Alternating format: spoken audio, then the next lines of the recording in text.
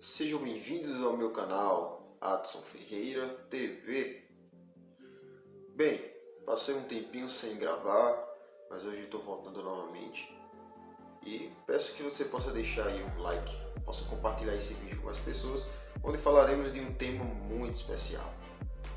Um tema sobre encontrar alegria em tempos difíceis, onde iremos usar como base para encontrar alegria em momentos desafiadores o livro de 1 Pedro na Bíblia, capítulo 1, verso 3 ao 9, capítulo 2, verso 19 ao 24, capítulo 3, verso 14 ao 17 e o capítulo 4, verso 12 ao 19, onde iremos abordar esses capítulos um a um. Vamos começando aqui explorando o capítulo de 1 Pedro, no capítulo 1, verso 3 ao 9, onde nós vamos falar sobre os fundamentos da alegria em meio a provações. Então vamos lá. Esse capítulo ele começa falando assim: Bendito seja o Deus e Pai de nosso Senhor Jesus Cristo, que, segundo a sua grande misericórdia, nos gerou de novo para uma viva esperança pela ressurreição de Jesus Cristo dentre os mortos, para a herança incorruptível, incontaminável e que não pode murchar, guardada nos céus para vós, que estáis guardados pelo poder de Deus, pela fé para a salvação já preparada para se revelar no último tempo, em que vós vos alegrais, mesmo estando agora, se necessário, por pouco tempo, contristados com várias tentações, para que a prova da vossa fé, muito mais preciosa do que o ouro que perece e é posta à prova pelo fogo, se ache em louvor e honra e glória na revelação de Jesus Cristo,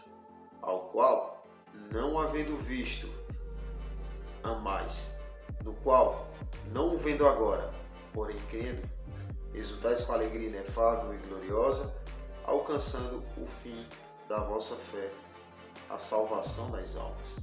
Gostaria de dar um destaque especial para quando ele fala que nós estamos guardados, lá no verso 5 isso, quando estamos guardados pelo poder de Deus, pela fé para a salvação, já preparada para se revelar no último tempo. Então aqui podemos ver que a nossa salvação já está preparada e que as nossas tribulações, as nossas dificuldades aqui na terra, elas não têm poder para tirar de nós essa salvação. Lá em 1 Pedro no capítulo 2, o verso 19 a 24 fala: porque é coisa agradável se alguém, por causa da consciência para com Deus, suporta agravos, padecendo injustamente. Quando ele fala que é coisa agradável, se alguém, por causa da consciência para com Deus, suporta agravos, padecendo injustamente, isso é agradável a Deus. Você passar por estes desafios em nome dele, isso mostra o amor e a fidelidade que você tem para com o Senhor. Ele vai além, que diz: porque que glória há se pecando sois esbofeteados e suportais? Qual a glória em ser castigado pelos pecados? Qual a glória nisso? As consequências do pecado, quando sofremos essas consequências por escolha nossas de pecar, qual a glória que existe nisso? Eu deixo essa pergunta para vocês. Ele diz: mas se, fazendo bem, sois afligidos e os suportais, isso é agradável a Deus. Como eu gosto sempre de falar, nós nunca estamos livres das tribulações, dos desafios. Mas Deus, ele é fiel para nos dar a saída para nos dar a força necessária para suportarmos essas tribulações. Por isso que ele fica alegre quando passamos por desafios, por estarmos fazendo bem e não cometendo pecado. Porque ele sabe, e nós também sabemos, que a nossa salvação já está preparada por ele, para estarmos de volta ao nosso lar, à nossa pátria, que é o reino celestial. Lá no verso 21 ele vai falar aqui: porque para isso sois chamados, pois também Cristo padeceu por nós, deixando-nos o exemplo para que sigais os seus passos. Então, para isso fomos chamados. E nós não deveremos esperar menos aqui deste mundo decaído. Iremos sofrer. Por quê? Estamos indo contra a natureza carnal. E as Escrituras é clara quando fala que a carne é inimiga do Espírito e o Espírito é inimigo da carne. Então, quando nós estamos indo contra esse fluxo natural do nosso corpo, é normal que venhamos a passar por essas tribulações, por esses desafios. Mas para isso fomos chamados. Não para seguir a carne, mas para seguir a Deus, o qual não cometeu pecado, nem na sua boca se achou dolo. Isso falando de Jesus Cristo. O qual, quando o injuriavam, não injuriava. E quando padecia, não ameaçava, mas entregava-se àquele que julga justamente. Ou seja, ele se entregava a Deus. Mesmo sendo esbofeteado, mesmo sendo injuriado, mesmo sendo espancado, ele se entregava ao Pai Celestial. E assim deve ser conosco, nos nossos desafios, nas nossas tribulações. Devemos se entregar àquele que é poderoso para nos salvar, o qual levou ele mesmo em seu corpo os nossos pecados sobre o madeiro, para que, mortos para os pecados, vivamos para a justiça.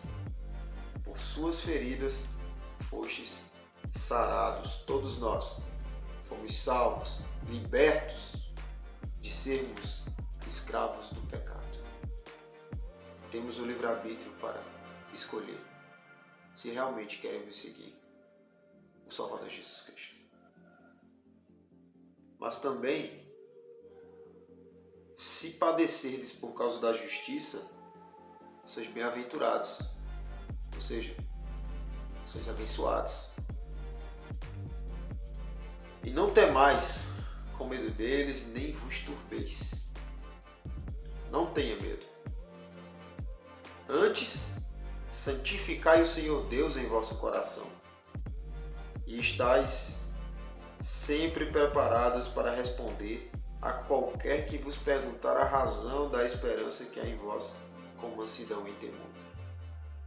Então esteja sempre pronto para prestar o seu testemunho de Jesus Cristo, do Pai Celestial e de sua igreja. Esteja preparado para isso. Esteja preparado na sua mente e no seu coração. Tendo uma boa consciência para que naquilo que falam mal de vós, como de malfeitores, fiquem envergonhados os que blasfemam de vossa boa conduta em Cristo. Porque melhor é que padeçais fazendo o bem, se a vontade de Deus assim o quer, do que fazendo o mal. É melhor padecer fazendo o bem. Porque fazendo o bem, nós sabemos para onde iremos. Sabemos que iremos para a glória celestial. Se fizermos o bem. Mas se formos iníquos, se nós cairmos na maldade, se nós cairmos nas vontades da carne, nosso destino será outro bem diferente. Então, o nosso sofrimento aqui na terra não será nada comparado ao sofrimento que teremos na eternidade. Então, prestem o testemunho de vocês. Não tenham vergonha de falar do amor que vocês têm pelo Salvador Jesus Cristo, da esperança que vocês têm de um dia estarem na presença do Pai Celestial, no reino celestial, no mais alto grau de glória. Não sejam valentes no Evangelho. Amados, não estranheis a ardente prova que vos sobreveio, para vos testar, como se coisa estranha vos acontecesse. Não fique surpreso. Não fique surpreso com os seus desafios. Não fique surpreso com as suas tribulações. Não fique surpreso com os problemas que advêm diariamente no nosso dia a dia. Não fique surpreso. Isso são provações, são coisas que vêm para nos testar. Testar a nossa fé, testar a nossa capacidade, testar a nossa força, testar a nossa fidelidade.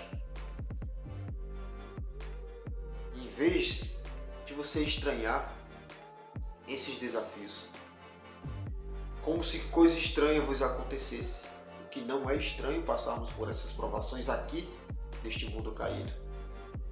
Diz assim que, mas alegrai-vos de serdes participantes das aflições de Cristo, para que também na revelação da sua glória vos regozijeis e alegreis. E a revelação da sua glória é nada mais, nada menos do que a glória celestial. Somente isso. Já imaginou estarmos junto do Salvador Jesus Cristo, no reino celestial, vivendo pela eternidade com nossas famílias, longe de sofrimentos, de tribulações, de enfermidades, junto ao Pai Celestial. Então tenho esperança, tenho forças, principalmente. Se pelo nome de Cristo sois vituperados, bem-aventurados sois, porque sobre vós repousa o Espírito da glória de Deus, o qual, quanto a eles, é blasfemado, mas, quanto a vós, glorificado. Não deixe de glorificar ao Salvador Jesus Cristo. Nunca. Jamais. Não blasfeme o nome do Senhor. Não negue. Não devemos negar. Se negarmos o nome do Salvador Jesus Cristo diante dos homens, Ele também nos negará diante do Pai Celestial. No último dia, no dia do nosso julgamento. E Ele é justo, julgará de acordo com nossas ações aqui, sejam elas boas ou más. Porém, nenhum de vós padeça como homicida, ou ladrão, ou malfeitor, ou como que se entremente em negócios alheios. Mas se padece como cristão, não se envergonhe. Antes, glorifique a Deus nesta parte. Porque já é tempo que começa o juízo pela casa de Deus. E se primeiro começa por nós, qual será o fim daqueles que são desobedientes ao Evangelho de Deus? Qual será o fim dessas pessoas? Porque o julgamento vai começar pelos justos e não pelos injustos. Então, se o juízo de Deus primeiro começa por nós, qual será o fim daqueles que são desobedientes ao Evangelho de Deus? E se apenas o justo se salva, onde aparecerão o ímpio e o pecador? Portanto, também os que padecem segundo a vontade de Deus, encomendem-lhe sua alma como a um fiel Criador, fazendo o bem. Bem, essas últimas duas estrofes serão um tema para outro vídeo, onde eu falarei sobre a justiça de Deus, que o Senhor é tão justo, que Ele permite que as pessoas, mesmo que morreram na iniquidade, ou que morreram sem conhecer o Evangelho do Salvador Jesus Cristo, ou que morreram sendo batizadas sem a autoridade de Deus, a autoridade do sacerdócio. Deus é tão justo que essas pessoas ainda têm salvação, porque elas estão lá no mundo espiritual. O Evangelho está sendo pregado por elas lá, elas estão sendo ensinadas lá. O próprio Salvador Jesus Cristo, ele desceu ao mundo dos espíritos para pregar o Evangelho para os mortos. Mas como eu falei, isso é tema para outro vídeo. Aqui nós estamos falando sobre termos alegria, mesmo nos nossos desafios, mesmo nas nossas tribulações. Devemos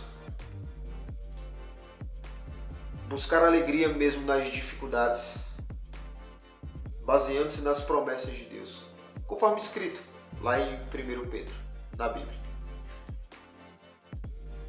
Eu incentivo vocês a compartilhar o vídeo e buscar mais compreensão das Escrituras para encontrar alegria em tempos desafiadores.